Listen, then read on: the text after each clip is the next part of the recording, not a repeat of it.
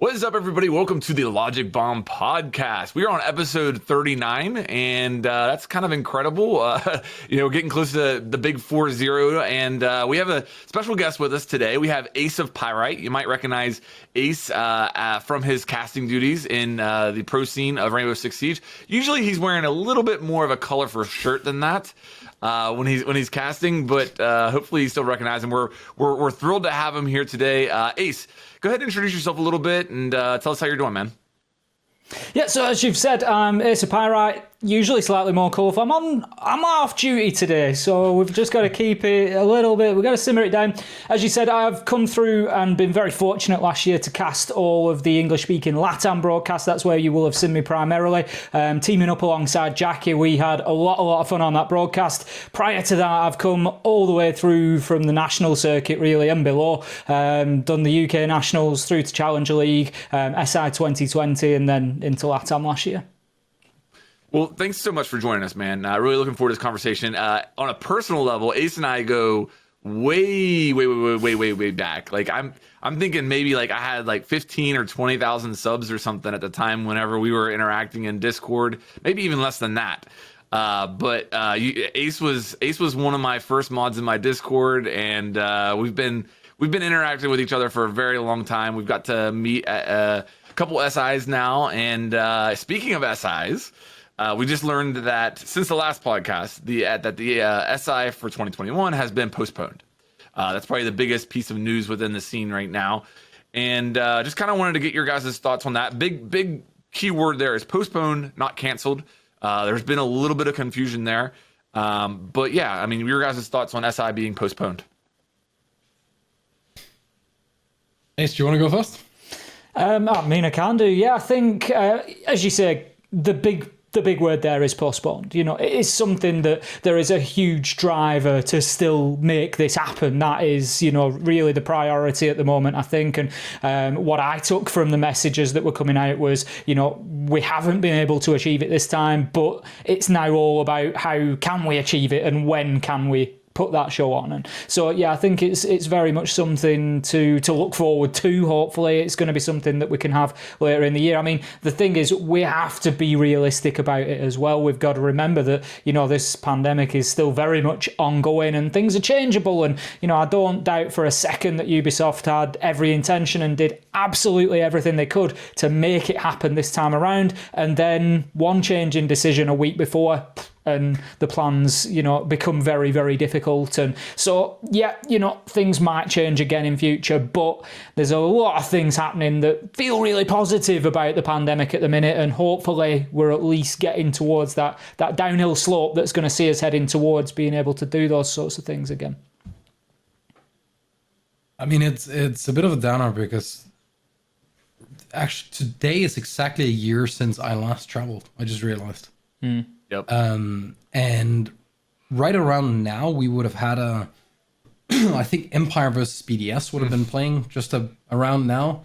Like it would have been so good. But on the note of postponing it, or I mean, whether we call it cancel or postponed, like the one that we were supposed to have now is not happening. We might have a new one at some other point, right? Because we don't know, like. Maybe by the time the next one should have been here, we're so close that you probably don't want to have two invitationals right up against each other, right? And I don't know how like quickly they could realistically get it ready, because it's like things aren't. I don't think they're magically gonna change, and within 3 months we're gonna have a new one, and we're like, we'd be getting so close to to the next one. And on top of that, like normally they plan. Right, like right after Invitational, they start planning for the next one. So think about like how little time can actually go into the next one, because I don't know if they can sit down and start planning now for how it should be when they don't know what time they're looking at. And then I don't know, man. Like I'm kind of happy it got cancelled just from a safety standpoint. Could you like imagine if someone got sick, right? And they end up bringing it back to their parents or their team, or I mean, fuck, their country, right? Like it's a lot getting everyone the same place, and you can have all the security you want, and all the safety nets, and all it takes is one little mistake, and then things can go south real quick. So I just recorded a podcast with the DZ boys in preparation of Invite. Like whenever I recorded it, they didn't know that it was postponed, and they were getting ready to leave within a few days to actually go to Paris and compete. And I could tell they were a little bit nervous about it. Like there was, I mean, you think about it, like I think that if you, according to the schedule, if you went there and you won, you would be there for like 2.5 weeks, something like that. And God forbid you get over there and you actually come down with it, and then what? You can't really travel. You're going to be locked in a foreign country. I don't know. I can understand why they were nervous, and I'm not glad they postponed it, but I'm relieved that they postponed it because, there was a lot that could go wrong, and I think that making the decision to postpone it was ultimately the right decision in my opinion. It would also suck if anyone gets sick, your entire team is gone. Yeah. Right. And in all fairness, like that, I think it's a good thing that they did it like that, but that can happen without it being your fault. There are so many small, tiny little things that could go wrong along the lines, right? Like you're in a hotel, door handles, maybe someone, messed up a little bit on the cleaning, or you bumped into someone you didn't realize, and now you touch your own jacket, and then you touch your face, and it's too messy of a time to try and pull that off. And like Siege will be fine, right? It really sucks, but it would be worse having it and then having it go wrong. I don't think Siege would do good with that. Right. Like if we get a Rona R6 strand, that's not something you want, man. It really isn't. I think another unfortunate thing was the time that it came along as well, because I don't know if the UK's numbers sort of mirror the rest of the world, but I think it's fairly similar. I wouldn't like to say absolute fact, but the UK are just coming down out of like a really big spike. We've had like through December, January particularly, we've been up to like 50, 60,000 new cases a day. Back in August, that was down at like maybe 1,000 or 2,000 cases a day. So it just came at a really unfortunate time as well, where you've just had this massive spike over winter, and so then governments are reacting to it naturally, of course they are, and everything starts getting more difficult. And as you say, the risk goes up for everybody as well. If you're getting people together in a hotel at a point where you've got 500, maybe 1,000 new cases per day in a country of 60 million, you've got to say the risks there are reasonably low and can probably be managed. When that's going up to 60,000 a day, obviously that changes the landscape significantly as well. And so I think, it's just really, really unfortunate timing. It definitely is. And, I think I've been pitching this for a while now, and I hate to like make light of the situation, but I'm just going to say it. I think this is a perfect opportunity to move the Invitational to the summertime in Montreal. Instead of going to Montreal in February, let's go to Montreal in June, July, August, and let's go to Miami in February. Okay. You don't like the snow? I mean, so we were talking before we went live. I've been to 3 invitationals. I've been to the last 3 in a row, 2 of which I've had travel issues with, as far as flights being canceled or delayed due to snowstorms, either in my home state or in Montreal on my day of travel. And I mean, that's, whenever you have a lot of people flying into a big destination like the Invitational, that's going to happen a lot. And I would love to see this opportunity taken to rearrange the schedule a little bit and maybe swap where the majors take place. But, we'll see what happens. I actually almost got stuck in the airport last Invitational. But for weather? Yeah. So when we were about to depart from Denmark, I just get told, flight's not leaving. Oh, okay. And I think I had to come back the next day or something. Oh, wow. I came back. I mean, at least we lived close to the airport, so it wasn't that big of a deal. But the first flight got canceled, and then I was stuck in a layover for way longer than I should be. And I mean, we ended up getting there eventually, but it's getting a wee bit stressful because I think I landed like, I don't know, 18 hours before we had to work the first time. That's a lot of catching up to do and a lot of watching some of the group games on the laptop. Yeah.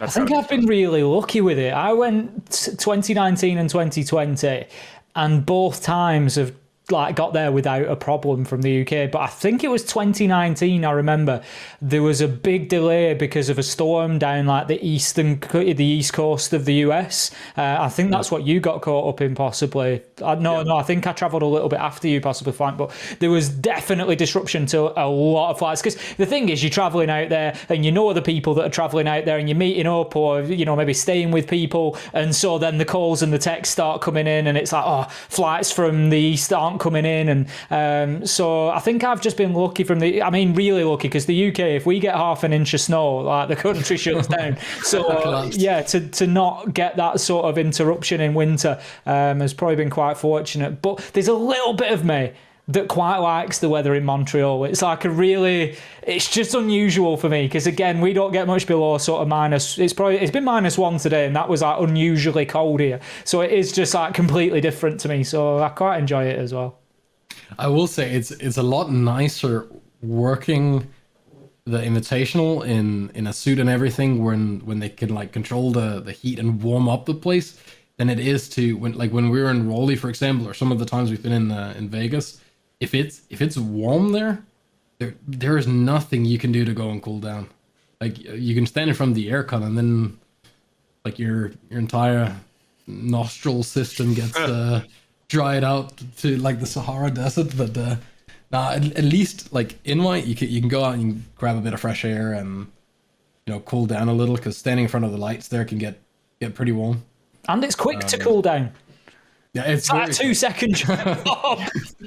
Very quick. Do you remember grabbing a smoke outside in the street is not good? We had a bunch of us. Remember, we walked from like a gaming bar to a different bar in downtown Montreal one time, and it ended up being like a mile and a half or something like that, which isn't extremely long, but it was like I want to say it was right around 0 Fahrenheit. Yeah, it was cold. It was, the thing is, it was about 10:30 at night as well. So the temperature had really started dropping at that point. And it was XR Troy Crew was like, it's not too far, we'll just walk. Right. And that was the craziest idea. We were all it's like, minus 17 Celsius. Yeah. Yeah. It was crazy. One thing about the Invitational, if you ever go, is you will spend a lot of money on Ubers. And I think that's where we were at. We were all like, man, I've spent like, $200 on Ubers so far the last 3 days. Let's just walk, and we ended up regretting that. But, between the three of us, obviously we've got a lot of time at Invite over the last 3 years. And I think it, might be kind of interesting. Like, what's your guys' favorite SI memory? I'll go first. I'm trying to narrow them down. So I still think, as awesome as Invite was last year, and as awesome as the Place Bell is as a venue, my favorite Invite was the 2018 Invite, where it was a different venue, a little bit smaller, but my favorite memory is the actual that Invite is known as the 0-2 comeback from Penta to beat EG in the finals. And that's known as one of the best matches of Siege played. But in order for EG to get to that final, they had to play Rogue. And Rogue won the first map. Second map was on Clubhouse. Rogue's on match point on a bar defense on old Clubhouse. This was before the rework. And they have bomb down, and they're in like a really winnable situation. Rogue has bomb down, match point, and somehow EG clutches up there, gets the defuse just in the nick of time, like literally with a second left to spare, and then wins that map, wins the next map, and goes to the finals. But that's a really overlooked match. And I remember when they got that, like the camera came to the crowd, and me and a bunch of the guys that I was there with, we were all like clapping, and the camera was on us, and it was just a magical moment, man. I'll never forget that. That is my favorite SI memory. Can I have two? Can I go for two? I'm going to have like a personal and a professional one. So my professional one's really, really easy. It's I spoke about this on my stream the other day, and immediately the one that I always give as my favourite SI moment. That's SI 2020. So Des and I turned up to cast the group stage, and we were nervous as hell, and there was a lot of stuff going on. We'd done a lot of prep work for it and everything, and we turned up, and it's the first time that we'd worked alongside people like Parker and Michael and Stokes and Blue, and it was just like a bit mind-blowing. So we get there, and the guys were really, really cool with us, and they were like, look, you guys are here for the groups, just cast whatever you want, just tell us who you want to cast, we'll sort it out, we'll work around it, it's all good. So we'd been casting Na'Vi pretty much from being M&M all the way through the UK, through the Challenger League, into Pro League, and so that was a big thing for us. And we know a lot of the guys who were on the Na'Vi team at the time, we knew them as friends, and we said, look, we're not too bothered. We're just excited to be here, but we want to cast a Na'Vi game. So they were like, look, Na'Vi are playing day one, match one, take it. You guys do that one. It guarantees you the game. And they were up against SSG. So we get up. It turns out it's the A stream as well. So then Parker, I think it was, just says, look, you guys just anchor the A stream. So at this point, we've turned up to cast the groups at the invite, and we're opening the show and casting the A stream. This is getting crazy. And then Rampy comes out with an ace in the first round. It was Clubhouse, it was Church and Arsenal defence. Na'Vi went for the SSG hold. They had Saves and Kendrew up on the top floor, and Rampy just opened them up. He just absolutely went through them. And it was just, the nerves just disappeared. Everything just melted away at that point. It was the best thing that could have happened. And I've thanked Rampy on Twitter since. And it's the best thing that could have happened, because it just completely settled us into it. And that's definitely that's the big moment that sticks with me professionally from SI. Personally, it's got to be the year before 2019. It was coming into Siege and Esports, that's really my first experience of Esports and getting into that world. So to travel to Montreal, I stayed with Red and Rambino, two guys that Flank knows very, very well. So that's the first time that I've met up with people from a game like that, stayed in a house together, and then we went to the venue at Place Belle, and it was just, again, mind-blowing with the scale of everything that was going on there. And G2 ultimately went on to win things in that classic against Empire, and just that whole 2019 experience was great. I'm struggling with finding out what's my favorite, so it's just gonna be a little bit of a ramble, but the live orchestra starting the whole thing, that makes me shiver. It does. I love it. I've got cool chills right now. I'm not exaggerating. I'm not joking. I have cool chills right now. When that the lights dimmed and that music started playing, and everyone's sitting around, just looking around, seeing how's everybody else reacting to this, and everybody there, just for those 2-3 minutes, were completely quiet. There was something insanely magical about that. And I think that's what made the Invitational different than other, it wasn't just a tournament. Right. And I remember the games, but I also remember the games from other events. But the thing that stand out with Invitational is that community aspect of it. And that although when we're in rank, we all hate each other and we just want each other's elo, when people are there, everyone's damn awesome, right? And that brought that whole thing together so well. Then every single time someone lifted the hammer, I have that laser imprinted in the back of my brain, I think. I'll never forget the time they get picked up. There's something insane about that as well. It's you can see for a couple of minutes all that hard work, right? And they realize it paid off, and that's enough fuel for the next year. Yeah. They win that, and now they want that thing again. And everyone that didn't get it are sitting there thinking, we'll work twice as hard. So those two things from a viewer standpoint and someone who's worked at two of them is without a doubt the best thing about Invite. From a personal and semi-narcissistic standpoint, being on that big screen as a drawing was so damn cool. Yeah. That meant a lot. Like having a charm, awesome. But being thrown up on the big screen is like a little piece of Siege for just a couple minutes there. That was really, really awesome. And well deserved. Obviously, I think it goes without saying. To throw an honorable mention out for me, it's from the previous SI, the 2020 SI, the moment when SSG playing NIP and everybody brings out their phones and it got dark and it looked like stars, and then SSG makes that comeback on Clubhouse. Rampy, gets that insane clutch from below by impacting, and that was a really cool moment. That was. I mean, I've attended a lot of sporting events in my life, and that was one of the coolest sporting event moments that I've ever been a part of. It's interesting that you draw that parallel, Frank, because I was thinking as you were saying that for me was a moment where I just really felt we are all, particularly, of course, the esports team out in Montreal, but as a community, we're all really building something here. We're building something that is becoming recognisable to sports fans, to other people outside of that community. You could just look at that without understanding Siege or esports and think, that's big.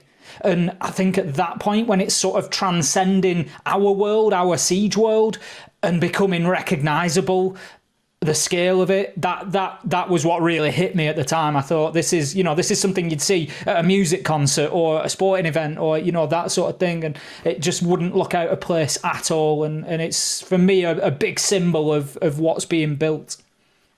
It was hilarious though.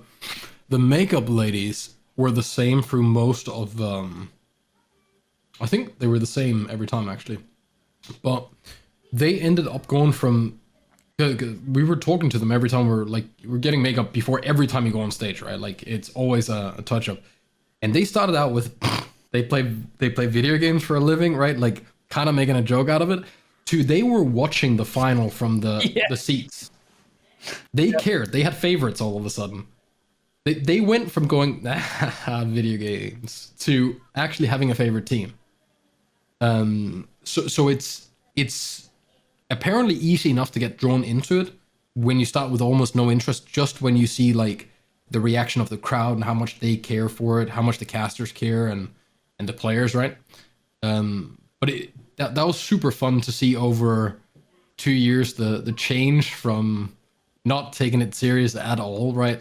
Like what a bunch of nerds, to cheering for different players and actually knowing like the team names and stuff.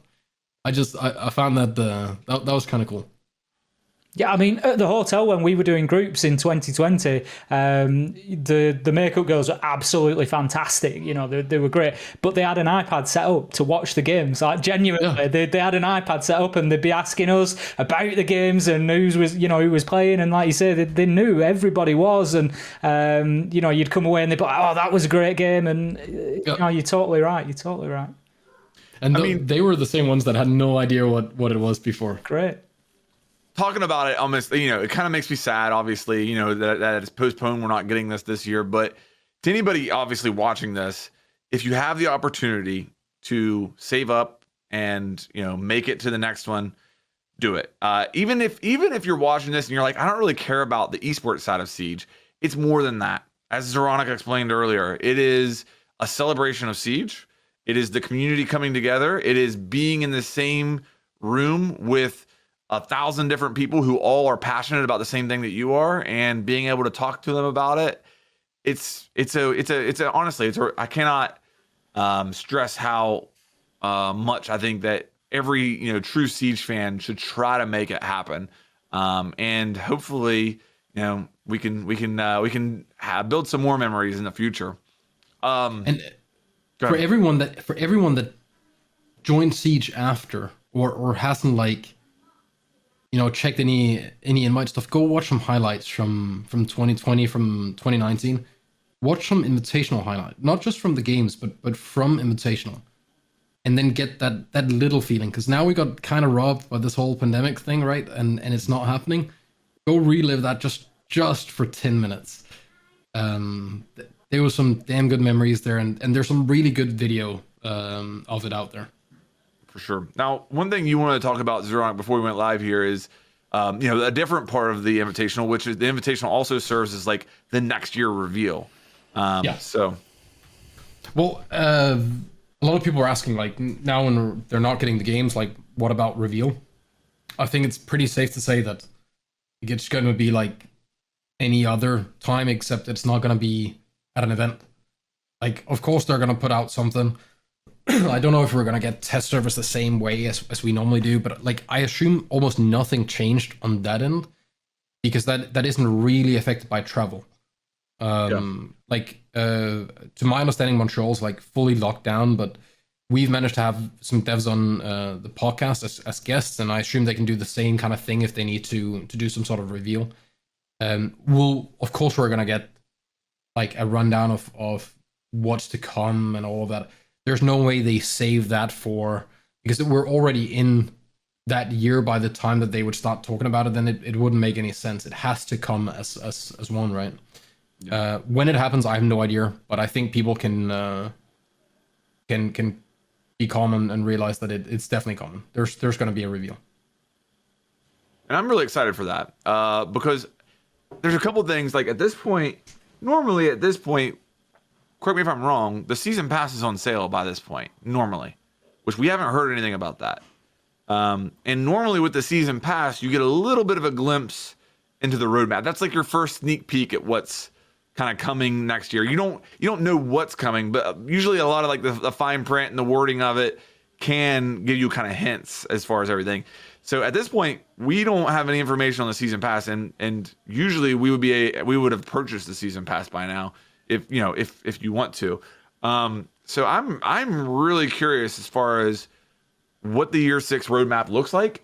One thing I'm curious about is, so obviously last year has been really tough. You just mentioned Montreal's on lockdown. My understanding is that the majority of the dev team have been working from home this entire time. And that is a challenge in itself, and the fact that they have hit the key marks on the roadmap during year 5 is admirable. My question now kind of goes to, okay, how much were they able to accomplish on year 6? Because I know from experience, for the most part, like these seasons are done ahead of time. Like when season 5 rolled out, or when year 5 rolled out, the first season was probably pretty much done. Second season had already begun. They're working ahead of time, and my question now is, with year 6, how far ahead are they? Is this where we'll really see maybe some of the content that we have been used to coming into the game? Maybe they can't hit those marks because over the last year they haven't been able to be as productive as they normally would be if they were working in the office. I don't know. Maybe they're more productive at home than they would have been in the office. I don't know, but I'm curious to see that, I guess, is what I'm getting at. Don't you think it kind of evens out where you're a little bit more productive because you're at home, but you get kind of slowed down by the fact that you can't walk over and talk to someone, right? Right. And yeah, I'm sure we all realize it because we've all had to do everything in Zoom meetings and stuff instead of travel. and those meetings are a lot less personal than if you're there. Right. Right. And especially if they're like, if it's just a voice call or if it's an email or a DM or something like that, is a lot more convoluted to really get what you want to say out than if you're actually sitting there with someone and you can draw it down, you can explain what it is, you can have a conversation forth and back in real time. So I don't know. I think you're probably a little bit more like you get more work done at home, right? Because there's less to kind of zone you out of it. But on the other hand, it takes longer to communicate with other people. Yeah, it's sort of more work, less collaboration. It's yeah. And I think the thing that like I fall back to, and I've said it on Twitter probably countless times, and I'll say it countless more times, and that is that, and I know you guys know this, but for the wider community, the devs love this game as much as we do, and like I have every faith that they've done a great job from home so far. All the content is still shipped, there's been fixes, there's been changes, and I've got a lot of faith in the team to bring us the best that they can in the circumstances, even if that is, a reduced amount or, whatever that is, it will be for the right reasons and it will be the absolute best that they can give us. I will also say, like, some of the things we've gotten now have been worked on for so long that I don't know, maybe they have so much backed up that this didn't really affect year 6 but year 7 instead. Could be. I don't know how far ahead they are, but stuff like reinforcement pool and things like that wasn't something that just popped up overnight, right? Sure. So you remember when they were referring to like the vault where they have things in, right? Yeah. Maybe there are things that are just like, I don't know how this works, if they have like 5 different things ready and then they decide which ones to release or how stuff like that works. But I'm sure that like some of the stuff that we're gonna get now probably didn't even get impacted by pandemic. Like it was half done before. So maybe it isn't like that big of an impact on what happens to the game. I think it's more like like any kind of real-time thing where you need to change and adapt now are the issues, right? Like cheating for the anti-cheat block, because that changes constantly. Or like maybe if you're making an operator, then that maybe could be... the fact that, I mean, we know at this point that they want to and are working on changes to Malusi's Banshee gadget.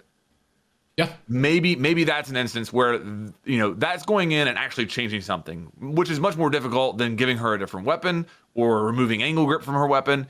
Going in and changing the actual gadget and the way that it works and the way that operators interact with it is a much more in-depth fix. So maybe that's an instance that we can look at and say, hey, the fact that they haven't done that yet is maybe a product of them working from home or this pandemic, something like that. And in a normal year, they would have probably already done that by now. Yeah, I think that's probably a realistic expectation that new things have been worked on for longer than we think, and changes are more difficult because of like all this forth and back, right? Because even though the person who can program it or design it or whatever might have the time, maybe the forth and back between different people takes longer than it otherwise would. They put out their anti-cheat block with how they're working together with their anti-cheat security team, whatever it is, and how they made I don't know if we can we call them AI bans, or is it algorithm or whatever. They're this new system thingy.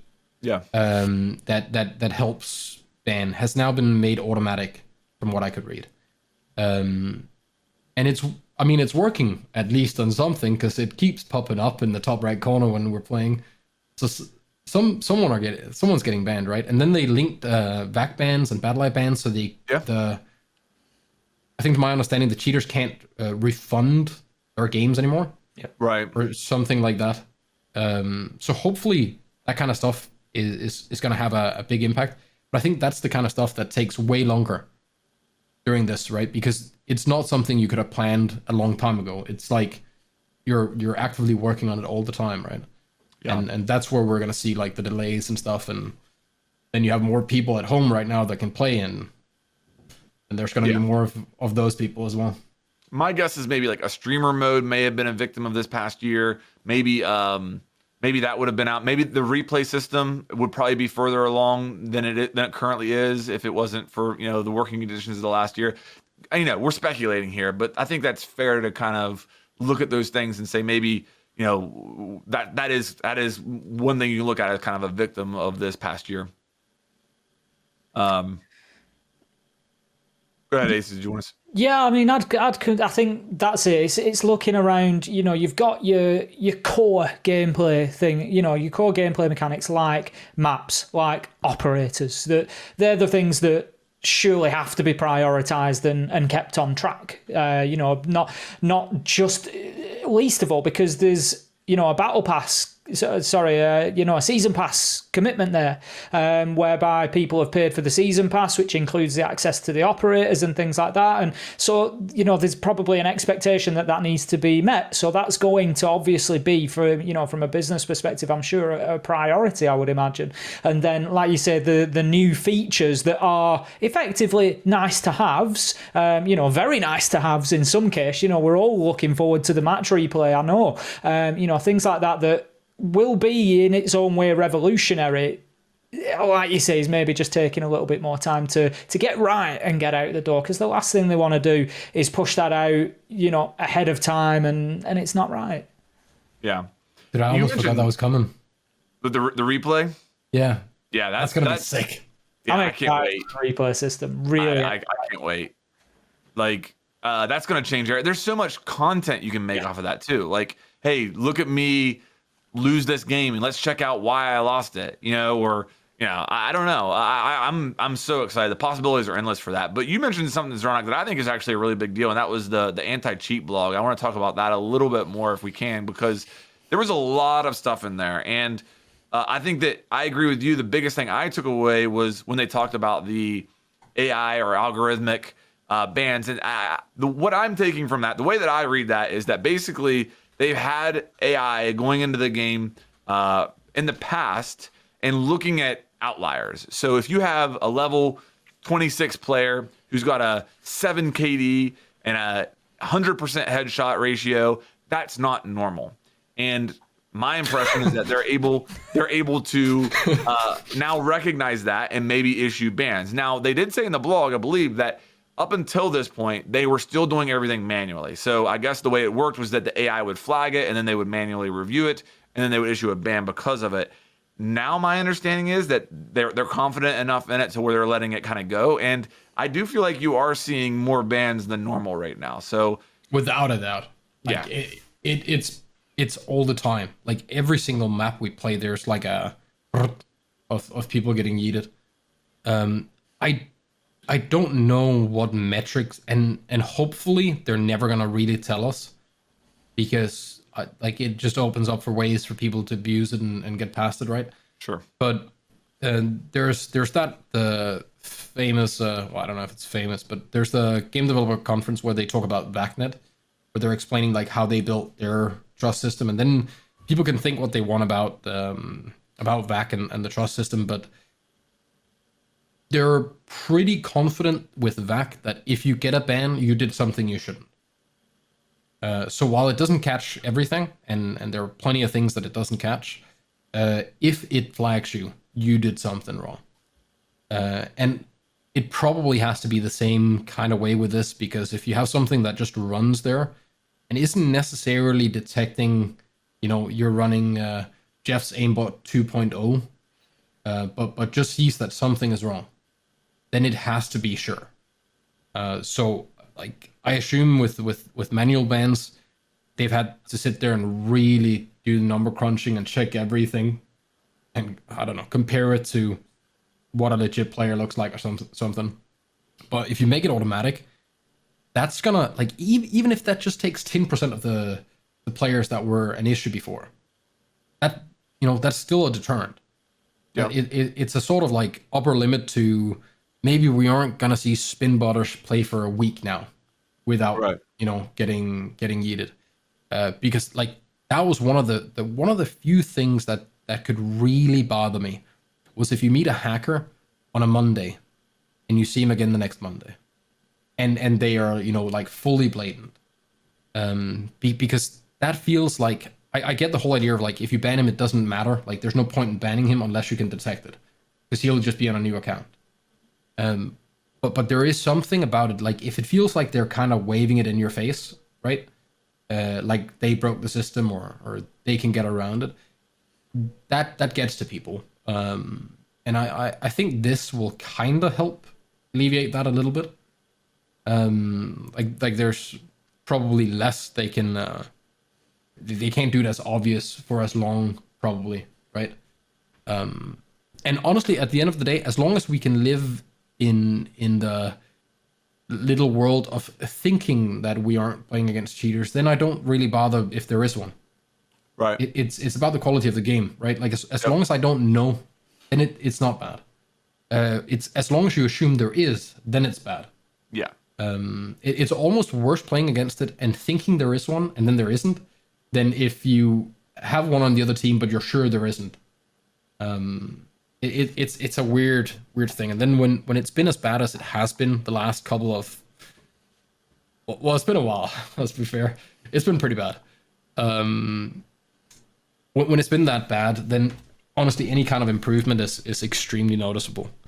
And what are they saying here? They banned 91,112 in 2020. Damn, that's a lot of a lot of shit people, man. Holy smokes. That is a lot. And good riddance.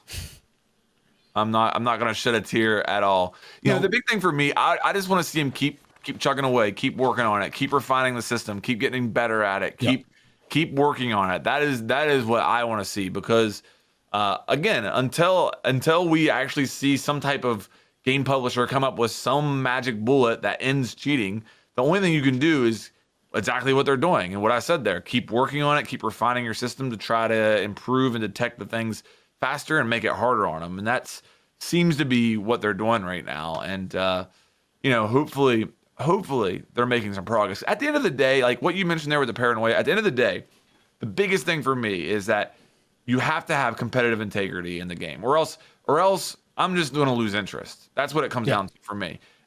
Whenever I get on and I play Siege, I need to have, you know, the reasonable expectation that the matches I'm going to play for the most part are going to be on a level playing field against people who are close to the same skill as me, and that, you know, are going to be fair matches. That's why I play Siege. That's why I've played it for 5 years and I'm still enjoying it. And you know, I think that there's several threats to that, and probably the number one is blatant cheaters. So this is really encouraging to see. I actually think there was someone. I was watching someone play Valorant, and they had a really, really, really good point. That Valorant feels like it has almost no cheaters. The funny thing is they yeeted one of their top ranked players like a couple days ago. Yeah. Right. So there is sketchy stuff happening in Valorant at high level. The guy got caught, but he played for a long time. But the fact that you don't have kill cams and stuff like that, imagine, I'm almost certain that in Siege, if we didn't have kill cams, if we didn't know the level, elo, or anything of the other player, if they were just called player 1 to 5, and we had no clue, we would assume there was less, and we wouldn't feel like there was as much weird stuff happening. Because you start correlating all the things, right? So it starts out with Jimmy on his cheater account, but then the other guy doesn't want to play on his main account. Now he's on his second account. And now everyone's on low accounts and no one knows who started it. Because one of the 10 in that game is a cheater, but who, right? And no one has any kind of investment into their accounts because they're all low level. They all have like a trolly sketchy name and a Peaky Blinders profile picture, anime or a Viking or some stuff. Like it's literally a checklist of it, right? Yeah. Then on top of that, you have a mixture of like there's gonna be some legit champ players in there, right? But this game is happening in like Plat 3. But they're all on their new accounts and they're climbing that way up. Some of them are maybe gold. For the gold player, a really good champion could honestly look like a cheater, right? Yeah. Like that's hard to tell. Especially if what you're used to is people that move like they have a, you know, good aim but maybe meh mechanics compared to that. Now you see, you know, Spoit 2.0 go around and just slam everyone. Maybe that's the legit guy. Maybe it's the one that has 3 kills on the team that's the cheater, right? Right. Maybe none of them are, and all of them are just running away from it because that's the feeling that they get. I think that whole thing is actually the worst. It's the byproduct. It's what we create while trying to get away from it. Because if all the legit players decided that they were only going to play on their main accounts, we would be able to tell who's cheating real quick. Well, correct me if I'm wrong, but Killcam wasn't originally in ranked, and it was added as part of an anti-cheat measure, right? Yeah. To be fair, I remember the day we saw the first ban wave ever, because I remember I was playing Chalet, and for a full round, the thing in the right side didn't stop scrolling. For a full round, I recorded it with Shadowplay, and I hadn't set the buffer to long enough, so for the entire Shadowplay clip, it's just rolling. Wow. And everyone stopped in that game. It was probably one of the best moments I've ever had in Siege. The people on the other team didn't do anything, and we didn't do anything, and we all just agreed that we were gonna take like this round to just watch it scroll, and it was beautiful. But yeah, like it's weird because it didn't feel like cheating was as bad at that point, even though you still met them. But I think that was because you saw people load in. So when you saw people with a 9 KD, and like there was so few people in high rank that you could remember the names, right? If all of a sudden there was some new one there with like 9 KD, people just went, nope, not playing against them, nope. Yeah. But yeah, I think it was that as like an anti-cheat thing. It's one of those things. I was glad to see that blog come out, and I wanted to mention it again. Another thing we need to talk about are the esport packs. So last podcast we talked about the charms a little bit, the drops. Since then we've actually had the esport packs go live with more drops. No doubt about it, the drops have really fueled a lot of viewership on Twitch. Without a doubt. I think the first day that the drops were live, we had like 150K watching on Twitch. Usually at any given time in Siege, there's maybe like 20K, something like that. So huge influx of viewers. It's great to see. There has been some people getting a little impatient with the packs because some of them are delayed. Like I haven't had any packs show up for me yet, and I've definitely watched more than 4 hours worth of time. And then some people are upset because they've received duplicates within the packs, and I understand where that's coming from. I do. You're talking about investing a lot of time in something, and if you do that and you receive a duplicate, that doesn't feel good. So I understand where people are coming from there, but what are your guys' thoughts on the esport pack so far? I think they're a great addition. I think, it's something that the community's been sort of calling for quite a long time. Is not just the drops, but, there's been a lot of talk about alpha packs being given or other kind of packs being given off the back of streams. And I think Ubi can't have failed to take note of the impact that it's had, particularly on the streaming numbers. And that's great for the game because that's, if nothing else, a lot of exposure to new eyes and to new people. And that's great. But, obviously cautionary. You've got to look, going forward, there's been the calls for, it should be implemented permanently. It should be something that we continue to do. And whilst, I think we should definitely be marketing the game and pushing it as much as we can. And this is a great mechanic to do that. We need to be careful, of course, because, obviously people are being selected for their streams to give those out. And, we can't always single the same people. It's got to be carefully managed. It's got to be carefully managed. But overall, I think it's been great. I think for me personally, if I got a duplicate out of an esports pack, I probably don't mind too much. I've enjoyed my time watching the stream anyway, and I don't personally think it's the end of the world for me, but I can understand people being frustrated by that. Ooh, there's so many things to this. So viewership went up by 71%, average viewers in like the last 7 days. And if we just check over like last 14, viewers like quadrupled. That's good if people are watching. Right. And I know I'm a Debbie Downer when it comes to this, but something happens when like this. I'm fine with this being a thing, but it has to be rare. If this becomes the norm, you're basically just legally viewbotting. Because people are like 2/3 of the ones you gain are not there. They're just not. And everybody knows it, whether they want to admit it or not. With Tarkov, the viewer numbers got so big that the ad revenue of the people streaming dropped. Like, now, it's not feasible to just try to squeeze it up for the sake of squeezing it up because, sure, okay, maybe there's 100K watching.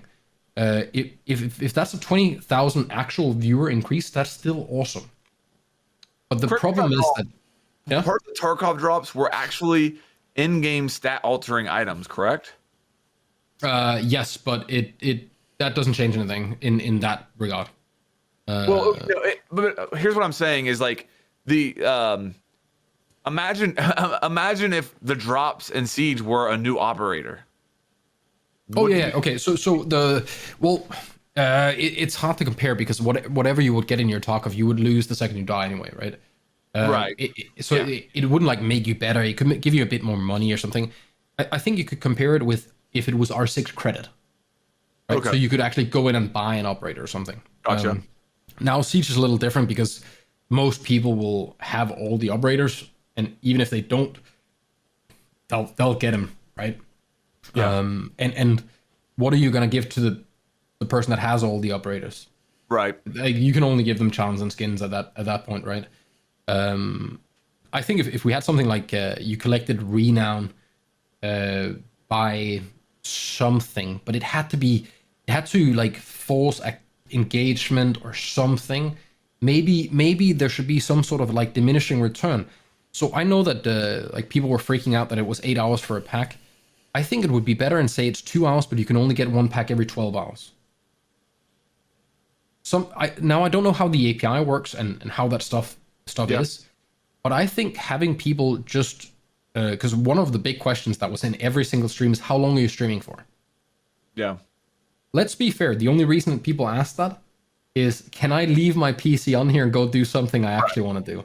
And that's what I started And- telling people was like, listen, whenever I end the stream, I'll host somebody who has the drops active. You don't have to worry about it. And I feel bad catering to them, but I said I'm only on for 30 minutes. Every time people asked, I said 30 minutes. I don't like the idea of it being a place to park your ass and then I benefit from it. Right. That's not the intent. Just like there's no idea in having a 500,000 views on a YouTube video if no one watched it, right? right. So I think it's a dangerous, slippery slope if we start promoting it for more than it is. It's a cool thing. People get their stuff. No, it's not something that should be there permanently. That is a horrendous idea. What about for esports events? Like, what if every NA League match you could tune in and the time would accumulate and eventually you would earn a pack based on however many hours of viewership you want to decide, just for the esports events? I'm 100% in for it, but make it so it is easier to achieve, to get whatever it is, and then give basically a sanctioned time where you can't get anything. Like 1 pack a day, whatever, for watching for 10 minutes or 20 minutes or something. Basically like a welcome drink. Yeah. Right? Because like that's probably one of the reasons that people are so furious about duplicates as well. And honestly, I'm the same boat as you, where if I get a duplicate, it's like, meh. Like, I don't really care. It's a damn alpha pack. But I get it if little Jimmy has had his PC on for 8 hours and one of the biggest things for him is to get that one cool item and then he ends up getting a duplicate. Sure, okay, I get you're pissed about it. The thing was free. Right? And I don't think if you're offered free candy, you can complain about the taste. Like, if you don't want to eat it, then don't. There's an old timer saying, "Never look a gift horse in the mouth," and I think that kind of applies there to a certain degree. But Yeah. at the same time, devil's advocate, why not just make them no duplicates? Oh, I'm with you. Like, of course there shouldn't be duplicates, but on the other hand, the people who got free shit shouldn't like complain about everything.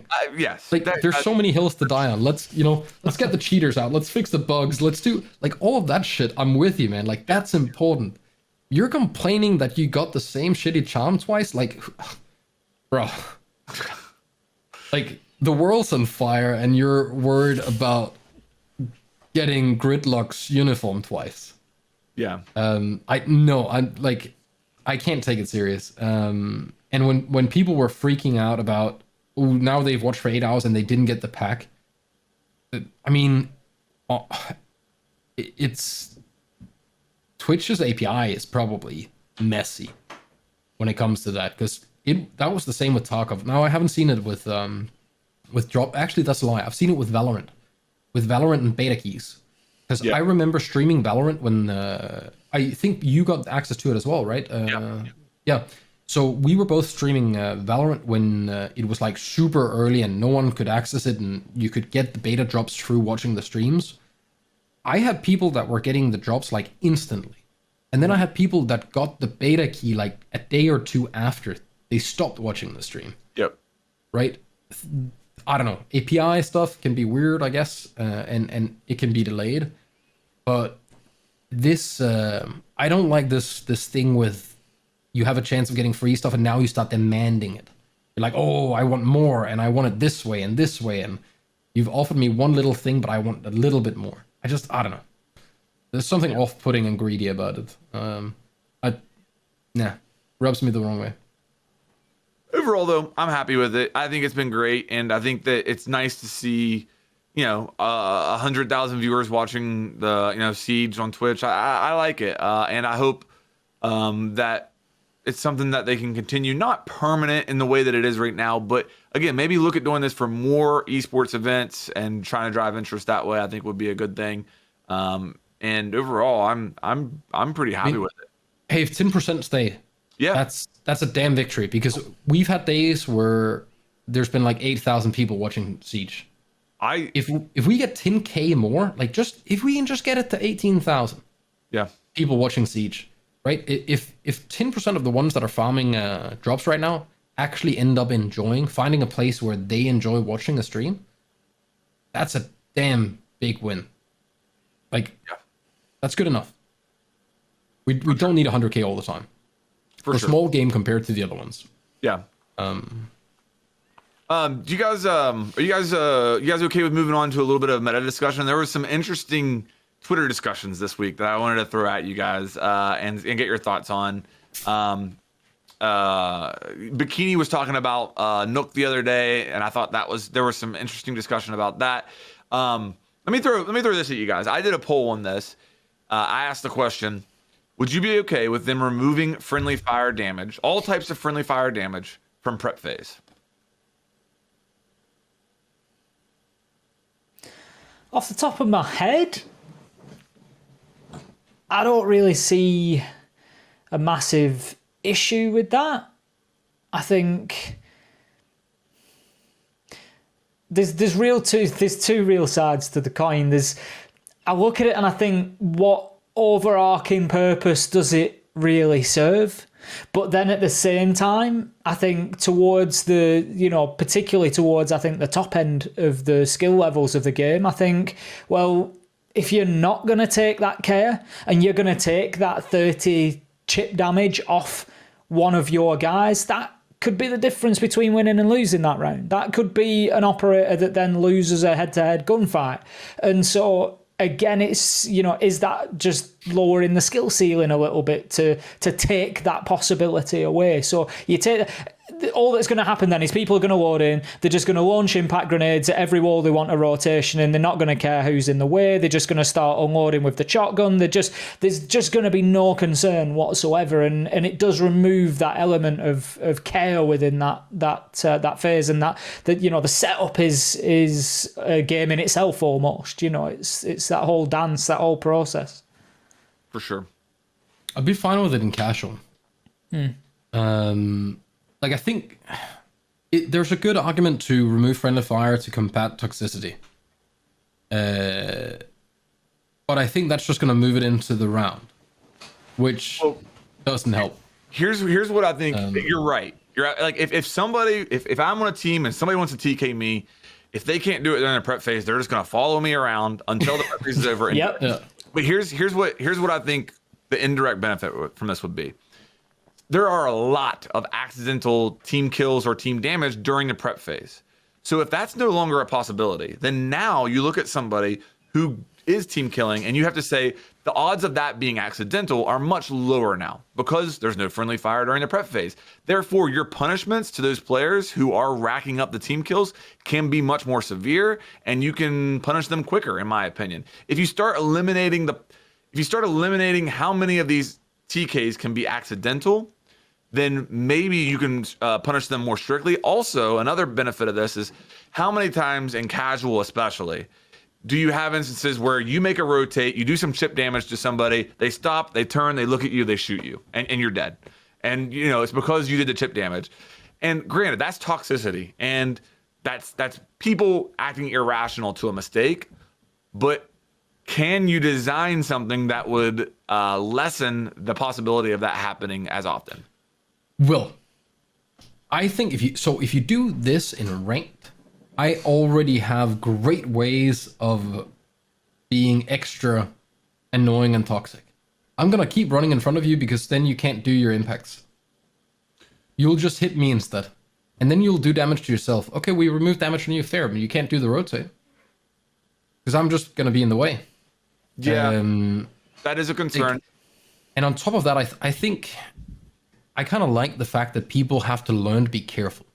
They have to consider what they do with their impact when they throw them. Look around. Like if you're a smoke player and you're doing a rotate, stop dancing around like some sort of disco. Just do your rotate, and then do the other thing.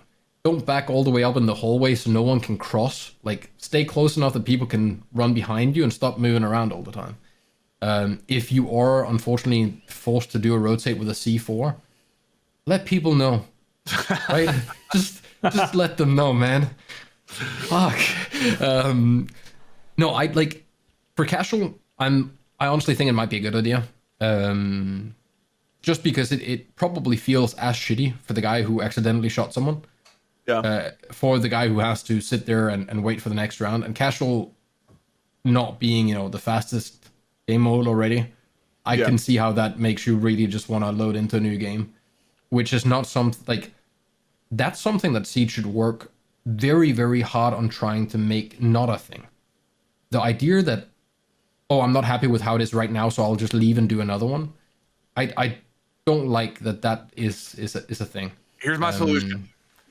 If you abandon a casual match, you cannot join another match until that casual match is over. Yeah, I'm fine with that. It's not an abandoned penalty. Like, you're not going to sit for 15 minutes, but you're not going to be able to join. It does you no good to leave. Yep, I'm fine with that. And on top of that, do the same with match cancellation. Allow people to cancel a match, but the amount of time that they would otherwise have spent in that match is gone. You can't queue in that time. You decide not to take the loss, but you are also not allowed to not waste other people's time for the amount of time that you would otherwise have been playing. Something like that would probably make queue dodging a little less prevalent, because I had a discussion with someone the other day where the reason that 5 people were on their alt accounts was because they were getting queue dodged all the time. Which is, okay, fair enough, but they then end up playing about almost 1,000 elo below where they'd otherwise be. Destroying people that are a lot less mechanically skilled and gifted than they are. And that then creates them not wanting to play, or them thinking that something is wrong, right? So maybe they start queue dodging as well, and now we have this whole ripple effect. So yeah, that's probably fair. You invest, I think it's CS that says, or maybe it's Valorant, when you click play rank, it says a game can take 90 minutes or something. Are you okay with committing that amount of time to it? And then you shouldn't be able to do anything else in that amount of time.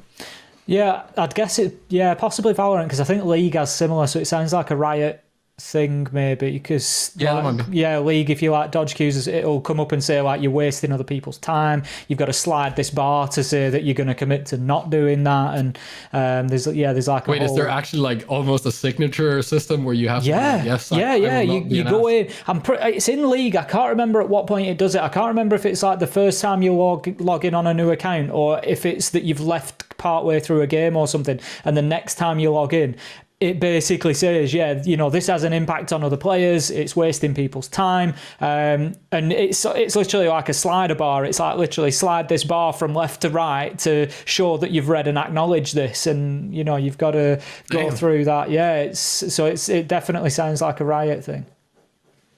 I don't know why, but that idea of having a little box where you have to say, yes, I will do better.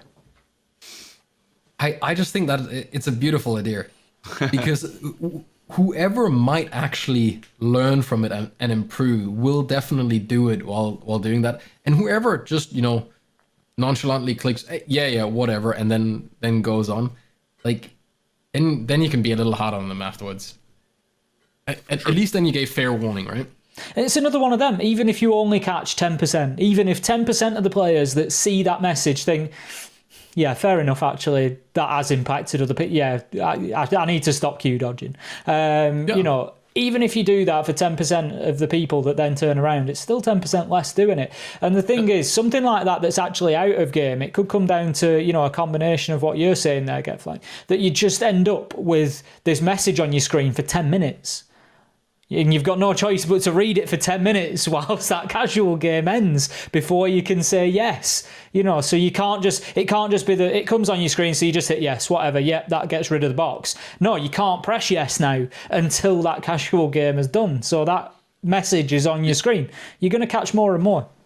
You get a forced 30-second or 30-minute sit down with Harry talking about how team is important and blah, blah, blah. Hire an actual psychologist to write a script for why you shouldn't bail on your boys. Go through reorientation. Yeah. and there's like some quick time events in, so you have to actually be there. Yeah. You have to complete it. Oh, that'd be golden.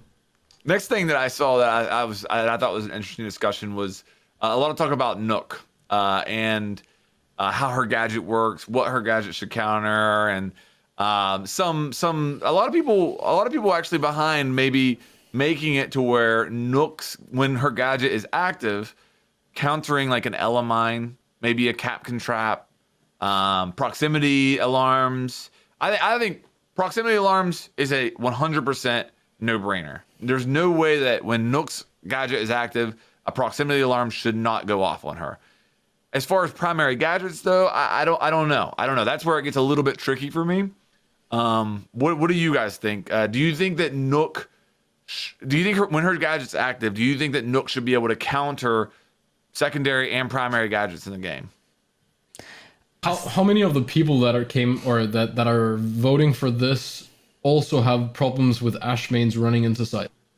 Yeah, I don't know, but I understand where you're going with that. Yeah, that's my only feedback. I don't mind, but I know the people that want it don't know what it is they're asking for. They'll create a demon. Yeah. That I was just going to say that'd be my concern as well. I think Nook's in a little bit of a funny place. I think you can look at Nook and think, is she powerful enough at the moment? She's rarely picked a competitive level. I love it when she is because she's great for puns, like knock again.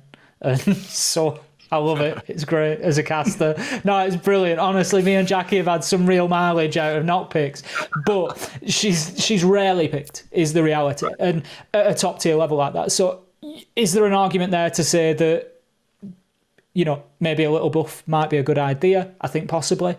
I think when you start, as you've said there, Alex, I think when you start playing with other primary gadgets, particularly things like the Banshee, things like the Capcan trap, the Elamine, they're there for a reason. Let's throw goo mines into boot, and all of a sudden you've got an operator that is just going to appear in sight after. So then you're going to have Amaru and Nock in sight in the first 5 seconds of the round, and that's a different problem altogether. It's not even just that; it's the idea that now I've placed down a Banshee, and I can no longer trust that Banshee will do what it's placed to do. And then people can complain about how Banshees are OP or Capcan traps or Legion traps or whatever. But as long as I put something down, I should be able to trust that unless something happens to it, it doesn't, like, she already affects Valk cams, Maestro cams, bulletproof cams, right? Like even proximity mines, like from my understanding, the idea of proximity mines is mainly to help newer players. I think that was what JB was trying to get to when we talked to him about them. To help newer players, the idea that sometimes you can't really trust if you're solo queued, that people are actually gonna watch your back. So you throw one of those and then you get a little beep beep and now you can react. Now imagine you're a new player and you put this up and Nook is behind you. like, I'd be fuming. Why does my thing not work? It's enough that it could have gotten EMP'd, Twitch droned, maybe I threw it in a bad spot or something. I'd much rather see them do something like give Nook an actual, I don't know, you can call it energy bar or mana pool or whatever for the thing, where you have from 1 to 100 and it'll last, whatever, 30 seconds is the entire pool. You have 30 seconds of, I can't remember what her ability is called. Hell. You have 30 seconds of that, and then you decide when you use them. If you want to use it for the first 30 seconds and spawn somewhere alone and walk past all the default camps and be super sneaky and have someone go, oh, no one spawned junkyard, and you can already, make it quite far in 30 seconds, then that's what you do. You still can sprint, right? Because then you see the fussy stuff. But once you run out, you're done. There's nothing left. So you can kind of plan when you want, because honestly, right now, it's kind of useless because the segments they are in, you can't make it from one camera to another and then hide and then wait for it to recharge and make it to another, because you have to do the whole crouch walking thing, right?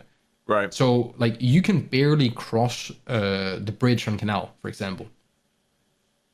Yeah, whereas Kavera really can activate her gadget, and look at how much ground she can cover. Yep. And I understand that when Kavera sprints with her gadget, it's not, or with the silent step, it's not completely silent. I understand that. But still, you can activate her gadget, be extremely quiet, and cover a ton of ground because you can full sprint. Yeah, and I mean, at least you don't leave footprints for that entire duration either, right? So explain to me, I think that what's the difference between Vigil completely nullifying Lion's gadget and Nook completely nullifying Ella's gadget? I honestly think Vigil's thing was just thrown in there so people thought Lion got nerfed more than he did. Has it had any impact, like, ever? Not really. I mean, like, except for every time the Lion thing happens and you're playing Vigil, you realize the second Lion scan, you're like, oh yeah, I can move, don't worry. Right? Like, I don't know, I have like 300 hours in Vigil and I still stand still most of the time when that Lion scan happens.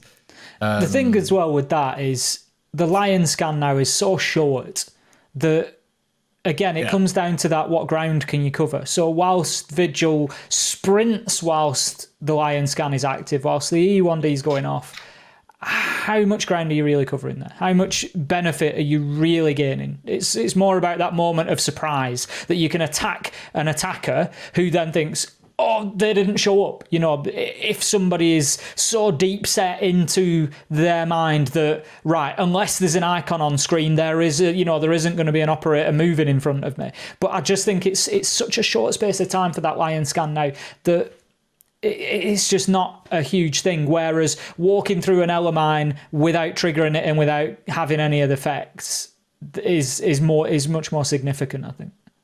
I also think it's easier to accept a defender having the ability to get away than the attacker having an ability to get in. Sure. Because one is, it's very oppressive being the Vigil, seeing two drones and then having a Lion scan and a Dokkaebi call and a Jackal, right? At least you have, like, you can combat some of it. Now imagine being the two trusty anchors on your team they're already on damn cams for the 3 G-fueled monkeys that are trying to jump out of every window. And all of a sudden you have a Nook in the middle of sight because she walked past your Ella mine, your Goo mine, your Banshee, whatever it might be, and your camera. And she is in the hallway, inside. That would not create enjoyable jobs for the defenders. I think that's what I'm against. It pressures the wrong people. It makes it scary for the people who are trying to hold down the fort and help the others, whereas it has almost no impact on the ones that are sprinting around everywhere. I think the reason that I'm kind of inclined to lean into this idea a little bit is because I think it's really cool. The interactions, like if I pick Warden and the other team brings a Ying, I'm like, yes, you know what I mean? Like, or if I pick IQ and the other team has a Pulse, like I love those interactions within the game and that feeling of okay, so if we had that situation where I pick Nook and there's an Elo on the other team be like, yes, okay, here we go. You know, I made the right call. It's going to pay off. I can leverage my utility to nullify her, and maybe, you know. But I understand all of your concerns. But I do. what if a primary gadget was just useful instead? Because let's be fair, not being spotted on cameras is insane. Yeah. Like, I was just going to say, you already have that if there's a Valkyrie or a so Maestro good. on the opposition. Yeah. Like, you still have that moment of, yeah, I've made the right pick. I think exploring alternative buffs, you know, basically what you were mentioning, Zaranic, possibly about altering the length of time, the way the pool works, or I think it's an either or. I wouldn't do both personally, I don't think, but make it so that glitches don't happen when she sprints. So it's as it is now that you can have 6-7 seconds, but you can sprint during that time, or have it so you can do 30 seconds at once and you can crouch walk for far enough to, you know, I think if you do the sprint and the 30 seconds, you're going to be in the same situation where she's just inside of sight, and, you know, you're going to have all sorts of oppression there. But yeah, I think that's a better buff than having her just walk past other gadgets. and any of those buffs they're much bigger than we think, like, right now, because there's a lot of cameras that you would be bypassing, right? It's Echo, Maestro, Valkyrie, all bulletproofs, multi-drones, all defaults. You could spawn on, like, Oregon and, like, spawn as a solo player in one of the spawns and make it to whatever entrance you want to go to without being seen on a cam. That's terrifying. Like, if you have a good defense setup that relies on good shared intel between all 5 ops, like, that can really put a stick in that wheel. Imagine Villa, you enter from basement and all of a sudden you're up on top landing. You can do that without ever getting spotted on a cam in 30 seconds. I mean, there's another potential problem with, like, a ban, particularly with the Banshees, for example. So imagine a situation where you've got a Banshee on White Stairs of Clubhouse. It's a top floor defense. The Banshee's been deployed on White Stairs. So I'm Knock. I go in and I just walk up to the top of those stairs, but I stop at the top step and I just ADS in on the door frame, peeking in towards kids. I then have another player with me who starts walking up the stairs, triggers the Banshee, and naturally somebody's going to come and have a look at that. Somebody's maybe going to come and challenge that angle. And every time you go to challenge that angle, you're going to be wondering, is there a Knock actually stood with a line, just holding a line of sight now on that door frame, just waiting for me to come and have a look at this angle or to challenge it? And, you know, for situations like that, it's going to be the same sort of, it's not going to happen every time. You're not going to achieve that every time. But when it does happen, in my mind, it's going to be a very similar frustration to what it used to be like playing Blitz. Well, she becomes one of those operators you will end up banning because having her, I mean, it depends on, like, what amount of traps we go to. I think I saw Bikini define them as physical and sensor based or something like that. Yeah. So even if we take the ones that were sensor based, so what would that be? Proximity, Elemines, and Banshees, I think. You would see people, like, stop banning Nook just so they can rely on those. And I think that's one of the scariest things that can happen in Siege, is that we start getting to a place where people know how to use their gadgets, but they don't trust their gadgets. The same issue with when Echo drones were getting stuck or couldn't turn. Maestro cameras had the whole thing where they kept, like, stayed open. There is almost nothing more frustrating than feeling like you're doing the right thing, but having to double check. And, like, I would hate it as a defense player setting up my Elemines and my Banshees, and then, like, especially, like, let's imagine there's a Banshee nerf coming or something, right? And you finally learn how to use them well. You play whatever, basement and bank. You have one on main stairs, one in server and something, and all of a sudden someone is down main stairs and you get the blame. Why wasn't there a Banshee on main? Well, there was. But Nook just walked past it, right? Okay, then as a team you decide, okay, well, I guess we gotta have someone holding main stairs and a Banshee. Why put the Banshee there then? Right? Like, if there's already a gun on it, then maybe we should put it somewhere else. And it evolves into this weird, like, distrusty thing where as long as that operators could potentially be there, you should be doing other things with your stuff. And I don't know, it's a bit too extreme. We already kind of have it with Thatcher and with Jaeger and Wamai, where just them being there makes you have to waste stuff. Like you have to throw flashbangs, right? I think it's a horrible mechanic that you have to waste your utility just to see if there's something there.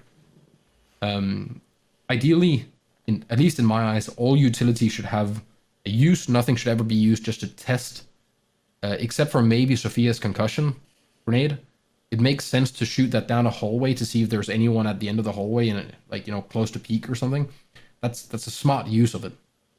But this idea of well, now we can't rely on our gadget anymore, and everything just becomes a throwaway. I don't know. I feel like that it'll almost end up making utility meta even worse because people are just going to put 3 things there instead. Yeah.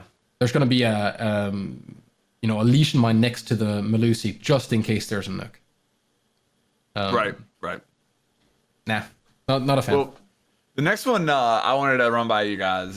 We had Intero during the Super Bowl put out a tweet saying, if you could change one thing about Siege, what would you change and why?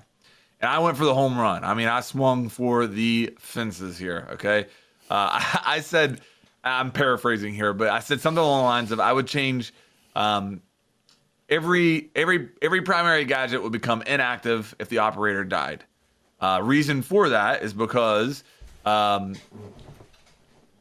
now, if a defender gets an early pick on a thermite, that can win them the round, and attackers don't really have the equivalent opportunity. Meaning that if a Jaeger goes and spawn peeks at the beginning of the round, he can die, and sure, that's great for the attackers. They're now in a 5v4, but Jaeger's utility can still win them the defenders that round, and nothing changes as far as that goes. What if when Jaeger died there, his utility now was inactive and useless, basically. It did nothing. So I was talked down off of that cliff, okay? And let's back this up a little bit further, all right? What if that's how all bulletproof or invisible gadgets worked in the game? So a Banshee, for example. Melusi dies. The Banshee now is completely inactive. An Evil Eye. If Maestro dies, an Evil Eye no longer is even, like, nothing happens with it. You can't spectate it like a camera. You can't do anything with it. Maybe you extend it to goo mines. If Legion dies, all goo mines are now inactive. What if you have to control them when you died? What if you have to control them when you die? Yeah, so I don't know how it would work with like the 3 Cs, but let's say with ADSs. Jaeger dies, he can choose whichever one is active. And has to like go between them. Because like at the end of the day, it is a shooter, and I don't think we should. The more you protect people from getting in fights, the worse the game's gonna get. I think. I'm not sure if like this is just an assumption, but we're supposed to shoot each other. That's the game. I don't think that should be something that we try to push people away from, like to force the fight as late as possible. Because if anything ever went for trying to nurture the 20-second meta, that would be it. Having, defenders being so afraid that their utility becomes obsolete. I think there's almost something extremely good about the fact that you can try to make a play, and not to glorify like sprinting around like a crazy person. But if you make a play, you didn't necessarily let down your team if you did the other stuff right. I still despise Jaeger and ADSs, and I'm 100% with you. When Jaeger dies, all ADSs should just explode like C4 on the map. But for every other like decent operator, I don't know, man. Like it'd be rough. Like Echo, for example, right? His cams are already visible, right? And it becomes boring as a defender for some of them. Like Maestro, I'd like to be able to be on the Maestro cams if I die, especially if it's a Nook that walks in and shoots me. Yeah, I don't know. I think maybe something like being able to interact with more stuff when you're dead, just so you're more busy, would be a good thing. I don't know how to, but the sitting on cam part clearly bores the hell out of people. because they don't do it. Right? Like half of the people get on cams when they die. The other half spectate. Let's be fair. If that's even realistic, I don't know. It might be less. That would actually be a fun stat to see how much time is spent on cam while dead versus spectating. Yeah, I don't know. If I spawn peek a thermite, I feel like the thermite had 9 million ways to make that not happen, but he shouldn't have been the first one out. Sure. Right. They had their drones. They have their better guns. I took a chance where if they got me, it is a massive thing for the attackers because they choose where to attack as a group. We're kind of locked to where to defend. And I like the asymmetrical balance a lot. I'd be interested to see what happens if like do it as a event or something, and then see does it skew balance like crazy, or maybe it's not that bad. But I'm a bit terrified of the idea of knowing that if I die, all my gadgets are useless. I think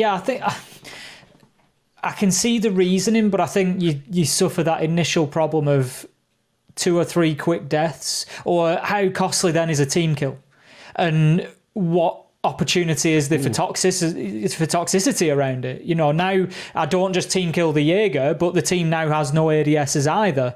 You know, if you get the people who just want to watch the world burn, they're just going to wait until the final. It's 4-all overtime match point, and this strat relies on the Maestro, so I've let him put his cams down, and then I've just team killed the Maestro, and we're going to lose this one, guys. You know, for throwing Elo and things like that, I think it'd be a bit of a nightmare.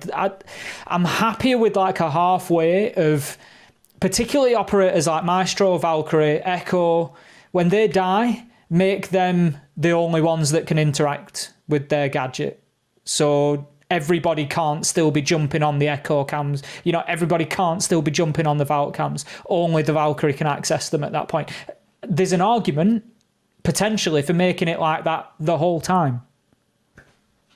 I'm with you on that on the install operators. You sparked a really interesting idea with the toxicity stuff, but what if we said something like you have your Goyo shields up, and I'm playing behind, like you place the Goyo shield, right? And I'm playing behind it. You die. What then?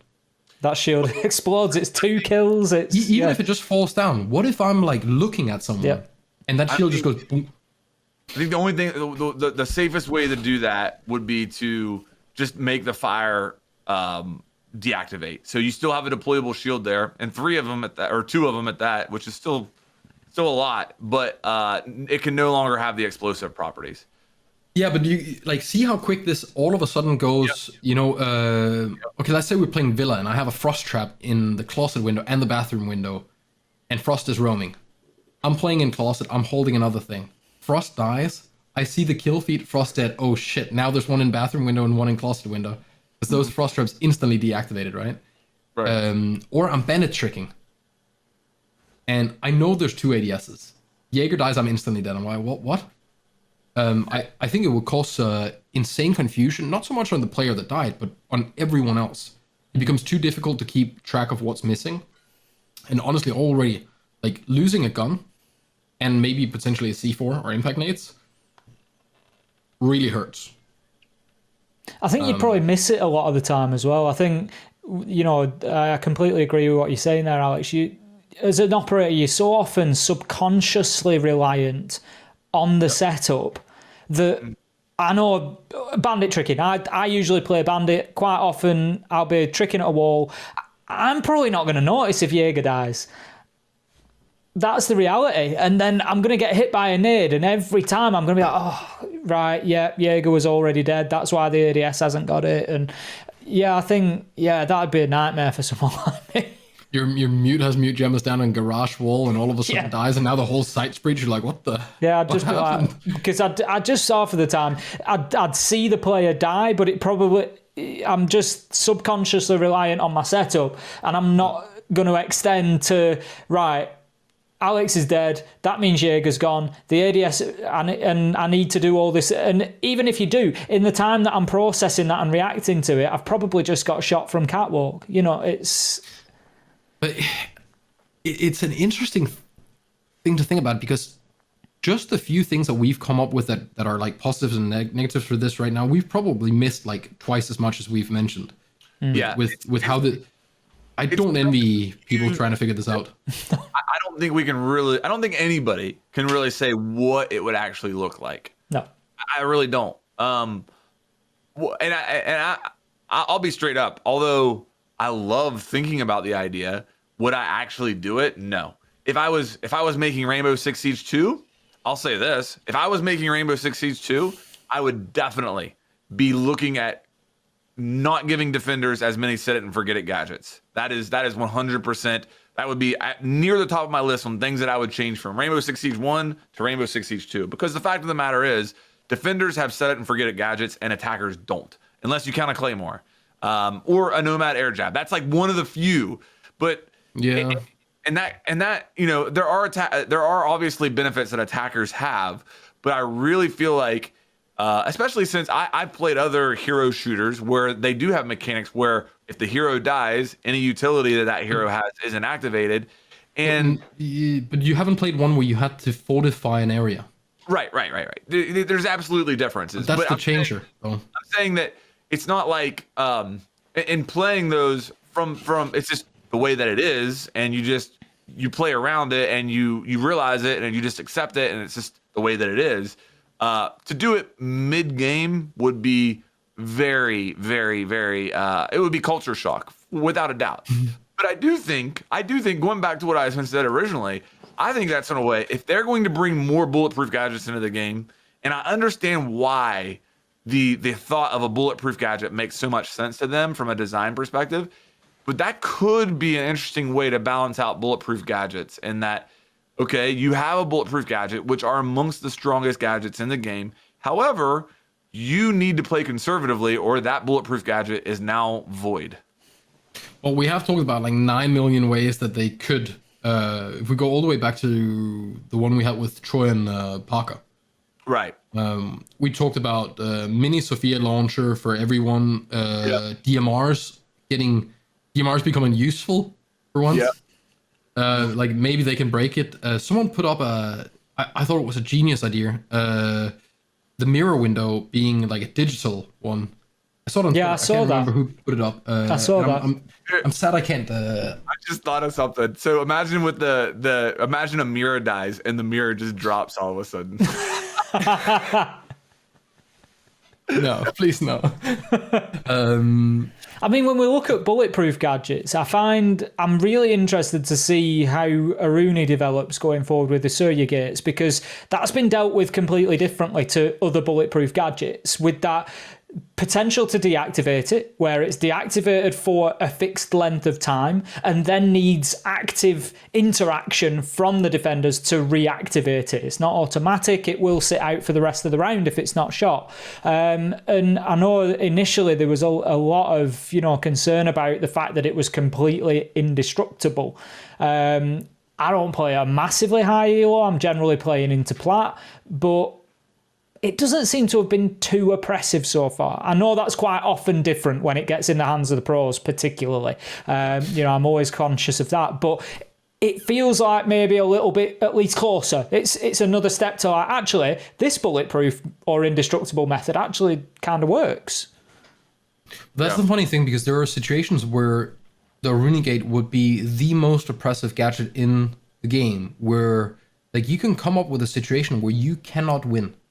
No matter what, right?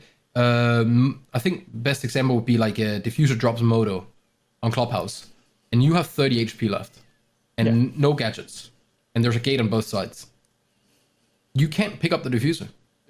There is nothing in your disposal that can help you win that round, unless you find whatever the other one is, and hell, he could be hiding in dirt behind another Runegate, right? So you're guaranteed that there is no way you can win. That's a terrifying and horrible situation to be in, because you could have 2 minutes to work with and never be able to come up with a solution on how to win.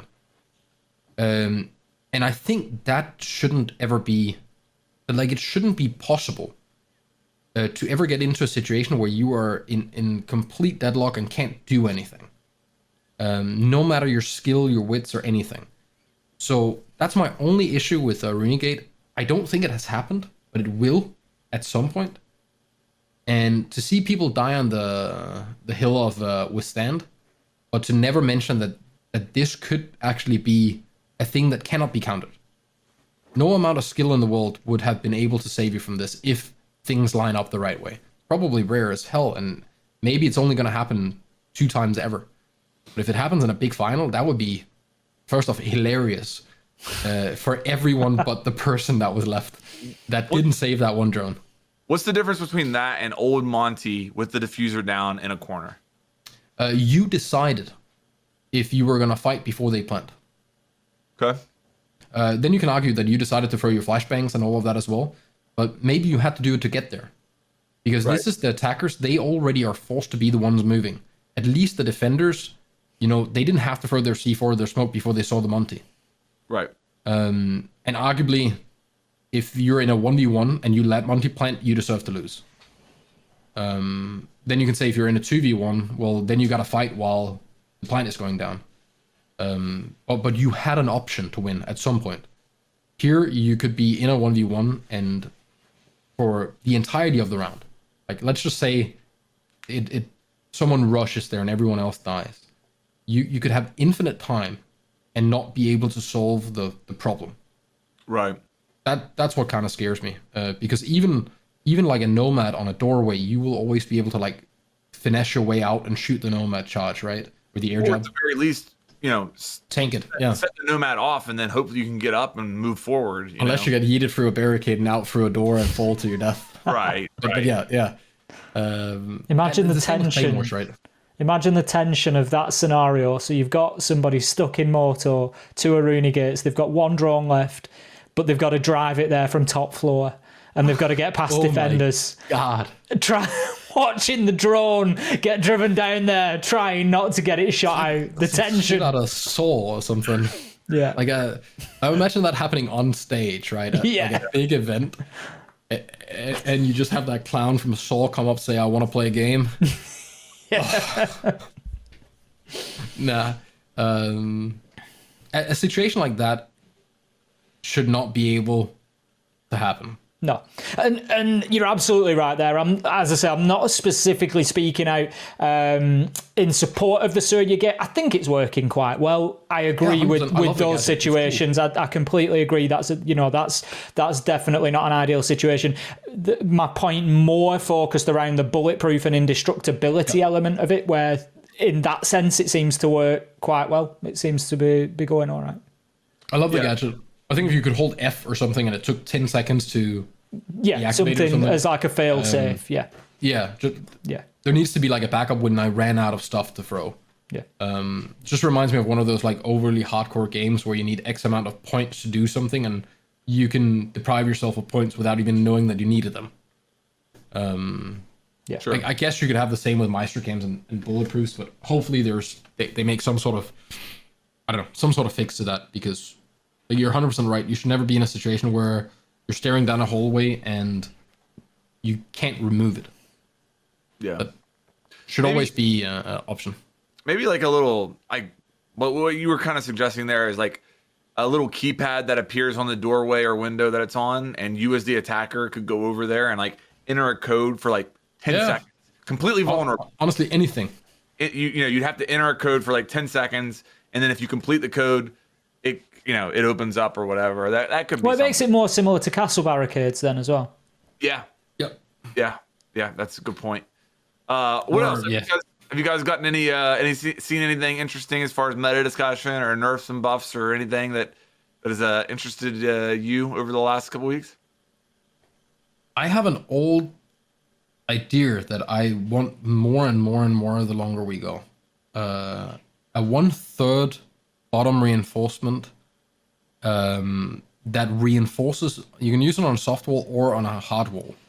But imagine like an extra tungsten plate, deployable shield for reinforcements, whatever you want to call it. But it's a little, just around this, you can perfectly crouch behind it. Let's just imagine that. But you cannot destroy it. Once that is put up, it cannot be destroyed. It will stop you from putting mirror windows because it's just far enough up that you can't put a mirror window, so you can't combo it and give yourself some sort of invulnerability spot. But you can electrify them. But it gives a little bit of a buff to... Let me explain that to me. Why is it because Mav is annoying.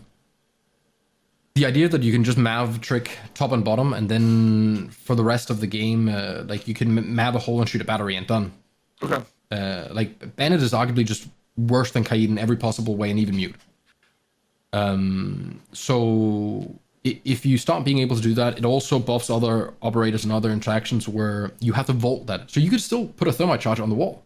It will just leave, basically like if you imagine you rappel up and you put the thermite charge as high up as you possibly can. You leave that little part that you have to vault, or I guess it's the same as when you ace right now. You will almost always have that vault stuff. You can still get the stuff open, but it allows you to have a place where you could be prone as a defender. You could have a frost trap. You have to commit now as an attacker. So when you vault in, like I find a lot more success fighting against people that have to vault in an ace breach than a thermite breach. 100%. And it's not a lot. Like it seems like quite a weak operator if I have to decide to bring that one, right? I have to bring something that maybe only has 2 bottom reinforcements. I've actually had a very similar idea where it is a primary gadget where you've got an operator, and the reason that it came along was partly Maverick and also the increasing number of hard breach options, which I don't think is a bad thing, but I thought about potentially it's effectively a super reinforcement, if you will. So you'll have 1 or 2 of them. That's your primary gadget, and it just basically it's a reinforcement on steroids. It can only be halfway breached by a Hibana, for example. So it would then take, 6 pellets. We're going to go halfway through. It's going to take another 6 pellets just to make a line of sight through that wall. And I'd maybe have Thermite still able to blow through the full thing. Because I don't think that something where, as a full reinforcement, it took 2 exothermics. I think that's too strong at that point. But I think if only Thermite, because he has to expose himself more, he has to approach the wall, and I think so your other hard breaches like Ace, your secondary hard breach and Hibana and Maverick would have to work through. So Maverick couldn't get the whole way through it. He'd need, for example, a Hibana to put some pellets on there, blow part way through, and then he could use his blowtorch as normal on the remaining half or something like that. So it's just going to take that little bit more hard breach. And there's, on the defensive side, there's that real element of where do we play these. So border, armory, you've got your double wall, yep, we can play them on there, but maybe then that forces the attackers out to an office push, or and it'd just maybe open up some of the sites that we see attacked in very similar ways. Cache CCTV, you get 2 super reinforcements on the east wall, so now all of a sudden construction's looking like a much more attractive option for the push, or just into garage, or maybe just mix up some of the sites that we see sort of rinse and repeat attacks on. The reason that because I thought about the same, like having either a completely indestructible full reinforcement or a double or triple layers thing or something. I think attackers have to be specific enough and follow so many steps already to get certain walls open on certain sites, like clubhouse, server wall, or CC wall. If you mess up there, it's really rough. And there's like, it's the same border armory, stuff like that. Like those walls need to get open, or you really struggle. Garage and consulate, whatever it might be. If you make it so you have like 2 walls where you can decide that they're just not getting in. Like imagine you do it on garage and consulate. You put it on the right and left side, and in the middle you put a normal reinforcement and a mirror window right in the middle. Now you can sit there and impact, and you are never getting through. The attackers have to fight that 1 mirror window, which is probably not that ideal for them anyway, because you can keep throwing stuff out at.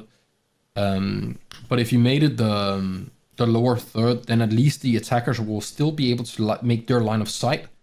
But from a defending point of view, you're at least limiting the freedom of movement through that.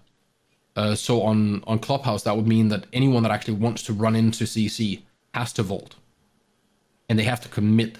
And then we get into this where a defender could play an angle where the attacker will land in that vault. So the defender is still favored after the breach. Unless the attackers, pie and take more stuff, like step by step. But I was afraid of stopping the breaching part of it too much, because while I enjoy seeing the technical aspect of teams being able to stop walls getting opened, it is a very frustrating way to play. Like the dance around the reinforcement is, I don't know, it's not that exciting as a viewer. Sure. And as a player, it is really frustrating, especially if you're playing with five friends, but you aren't like really, on the same wavelength with how to get this done. You just all end up wasting all your stuff, and you still didn't get through the wall. And then you try again next round, and it can get really difficult. Yeah, I want to try to guarantee that the attackers can get a line of sight. I think there's definitely room for the reinforcements to be played around with a little bit. Yeah. Yeah. Like Mira did a massive thing, and so did Mav. Right. Right. Just seeing that you can actually have freedom in a reinforcement to draw smileys if you wanted to. Like, it doesn't break the game that we change the shape of the reinforcements with Mav. And I thought that would be way worse than it is. Like, we're not seeing these insane Mav lines that just destroy a whole map. Right. I would like to see a counter to Mav, though. That's my one frustration with him. He's not the only operator, because you've got Rook, I suppose, but he's one of the very few operators in Siege that doesn't have that element. If there's a Maverick on the other team, there is nobody that I can bring along to realistically stop him doing what he does. Whereas any other operator coming along, I can make a choice actively to bring somebody to counter what they do. And that's what I love about Siege. That's like one of the big beauties of Siege, and I think that's what we all love, is that counterplay. And so for Maverick, I don't think it leaves him overpowerful, don't get me wrong, but it'd be nice to have that option. There's been lots of talk of like expanding forms, or something that could be applied to what he does afterwards to block it up or something. The scary thing about that is that becomes a counter to all the other ones, and you don't need that. You need I agree that it's something specific to Mav. Like the foam idea is great. Like I really want that construction foam guy who can fix Mav holes and stuff. But if you make him, then can I put that in doorways? Because then I'm doing that, right? Or can I put it underneath castle barricades? Can I put it on a Habana hole? What about a hatch? Like, could I put it on top of a hatch before it gets reinforced? Like there are so many things that he's probably never going to be used against that, because honestly, one of the best things you can do against the Mav is, and a lot of players don't know, but you can shoot about 2 meters to the left and right of a Mav hole, right? So there is no way that Mav can ever be mapping a wall without being able to be shot from the hole he's mapping. You can always hit the Maverick. Because Maverick only has a little bit more than melee range. I think he has like 2 point something meters on his torch. But if you put yourself the right way, you can shoot through that layer, because the actual reinforced wall is, a super thin layer. And then you have all the soft wall on the other side. Just watch... Clubhouse, how many times we actually see Mavs get shot through the Mav holes when they're there, and it could be done much more than it is being done. And then you leave the attackers in a really bad spot afterwards, because normally when Mav dies, they never get the wall open after. Hello, everybody. This is Flinked. As I'm editing this, you might be able to tell that my microphone's kind of gotten staticky, so I'm going to cut out the ending part right here where I'm just really wrapping the show up. You're not missing any vital information here or anything. There's just one more clip that I want to play from the podcast where Ace is kind of saying goodbye and, wrapping things up as far as him as a guest. Keep in mind that I'll have Ace's links down below as far as his Twitter as well as his Twitch, where you can go interact with him. Make sure you check that out and drop Ace a follow. With that said, I'll leave you with him. No, just thank you very much for having me, guys. It's been an absolute pleasure. I've been a big fan of the podcast for a long time, so it's great to come and get the chance to have a chat with you. And just, I love what we've just done, just shooting around those ideas, and it just gives such a little like insight into what the dev team must go through. Because like we have 5 minutes and we have an idea, and then we have all these other situations that might happen, and it's great. I love it. You know, it must be so difficult to put things into this game. It really must.